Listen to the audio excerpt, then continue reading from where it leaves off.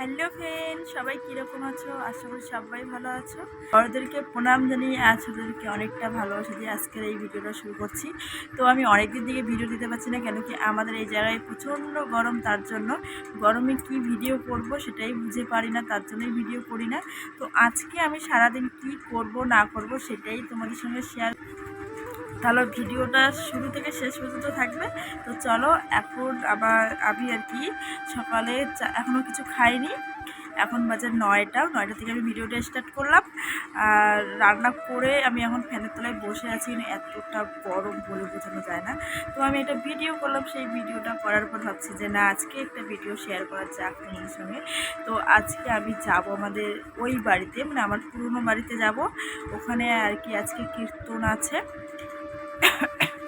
তো কীর্তন আছে, ওখানেই অনুষ্ঠান হবে। তো ওখানেই যাবো। তো ওখানে কী হবে না হবে সেটাই তোমাদের সঙ্গে শেয়ার করব। তো চলো, টাটা, পরে দেখা হচ্ছে। তারপর বন্ধুরা দেখো, এখানে আমি কিন্তু গান বলছিলাম আর ওকে একটু খেপাচ্ছিলাম। তারপর দেখো, এদিকে আমি ভিডিও করে নিয়েছিলাম, তাই সেটাকে গুছিয়ে রাখছিলাম।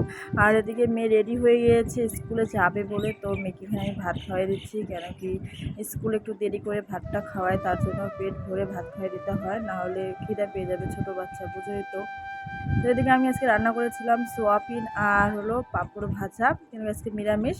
আর এদিকে মেয়ে কিন্তু ফাইনালি রেডি হয়ে গেছে। সো বন্ধুরা, এত গরম, আমি যে কি ভিডিও করব আমি বুঝেই পারছি না। তাই আবার চলে আসলাম বাড়ির থেকে নদীর পাড়ে। এখানে সেই সুন্দর হাওয়া হচ্ছে, তাই আসলাম জলের বোতল নিয়ে। আর আমরা এখন সবাই মিলে লুডো খেলবো। তো এই যে ফ্রিজ থেকে জল বার করে নিয়ে আসলাম। কি ঠান্ডা।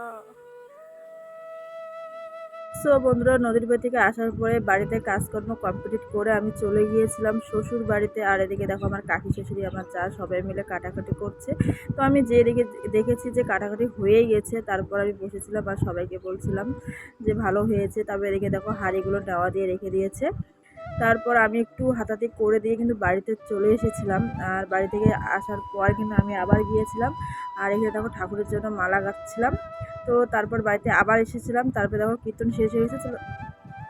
সো বন্ধুরা, এখনই ওই বাড়ি থেকে আসলাম। তো 12টা বাজে এখন। তো এখন আমি ঘুমাবো। তো আজকের এই ভিডিওটা কীরকম লাগলো অবশ্যই কমেন্ট করে জানাবে। তো জানি সেরকম ভিডিওটা ভালো হয় নাই, তো যেটুকুই পেরেছি তোমাদের সঙ্গে শেয়ার করেছি। আর এখন বাজে হলো 12টা, 12:30 বাজে, আর এখন আমি ঘুমাবো। তো চলো, আজকের জন্য